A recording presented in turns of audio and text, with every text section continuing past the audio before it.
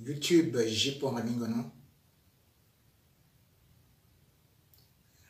À ceux qui sont connectés sur la nouvelle page J.P. Ramingono, soyez les bienvenus.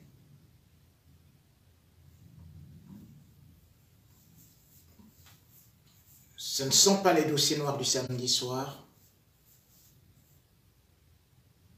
mais c'est un dimanche noir. D'où d'ailleurs la couleur de ma tenue.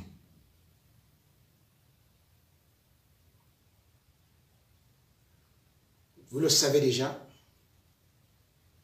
puisque je l'ai annoncé, je l'avais prédit. Et puis, la mauvaise nouvelle devait se confirmer. Mesdames et messieurs, avant de commencer ce direct, d'entrer dans les détails, je vous convie à observer une minute de silence pour le martyr Martinez Zogo.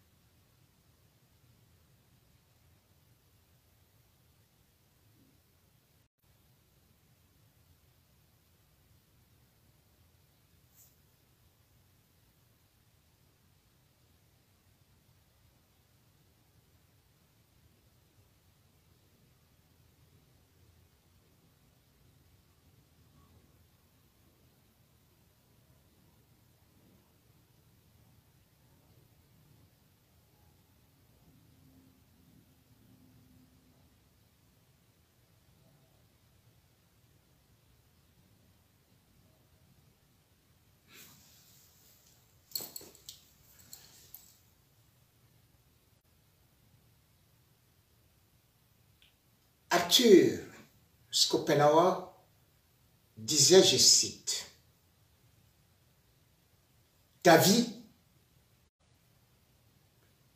n'est qu'une lutte pour l'existence et la vérité,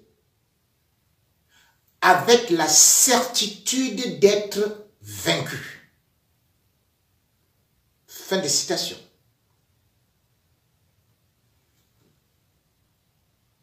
Il l'a vécu. Il s'est battu. Il a été vaincu. Trouvé nu. Martinez Zogo n'est plus. Célèbre animateur, investigateur, journaliste formé dans le tas et par l'envie, Martinez Zogo,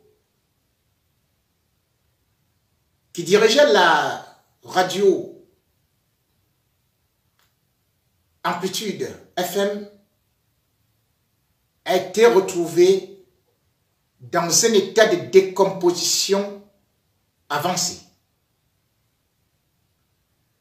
Un corps complètement en putréfaction, après avoir été torturé, brûlé, et surtout, ce que je vous avais annoncé, qu'on devait couper certaines parties de son corps, dont d'abord les doigts. Il y a 2 semaines de cela,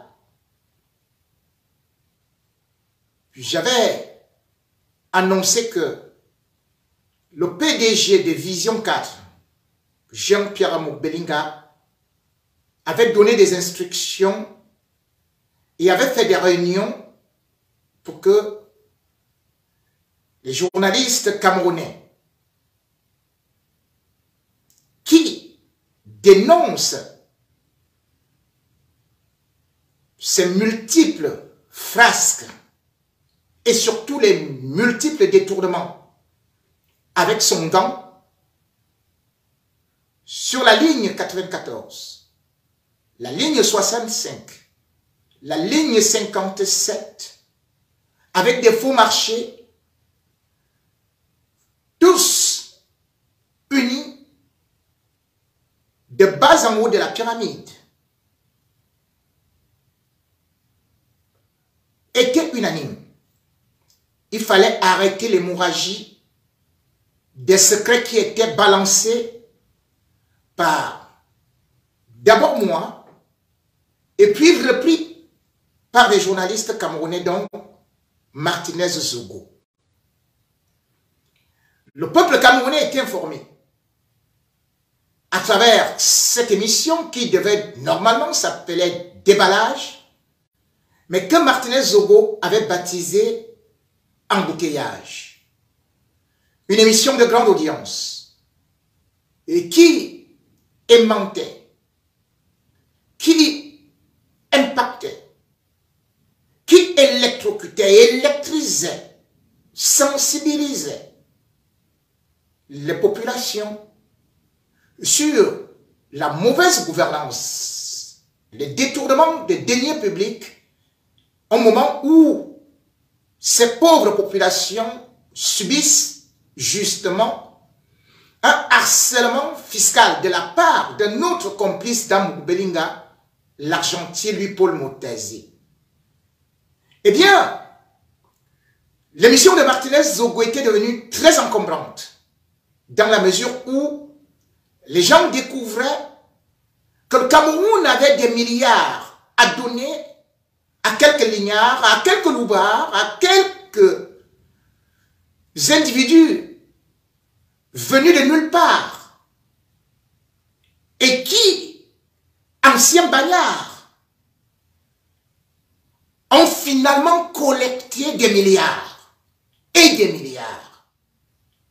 Amou Belinga a été baptisé le Zomlo des Zomlo parce que étant le miroir ou alors la face visible de l'iceberg ou un grand gant qui surfe sur les sommets de l'État et qui ont pris la justice en otage, en commençant par le garde des Sceaux lui-même, bras droit de ce grand criminel, eh bien, ils se sont dit qu'ils vont organiser un coup d'État d'abord financier, un coup d'État économique et un véritable braquage contre des populations où la moindre dénonciation, pire que Hitler, on devrait finir par être broyé.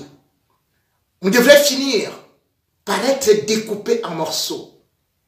On devrait finir par être abattu comme un chien, comme un animal sauvage. Oui, nous sommes dans un état barbare. Voir l'état du corps de Martinez donne des nausées. Incroyable. Abandonné après avoir été torturé. Et comme je le disais, sodomisé. Martinez Zogo a été, bien évidemment, martyrisé de telle sorte que son corps est recouvert pas seulement de blessures, de meurtrissures, mais surtout d'une torture d'une extrême gravité.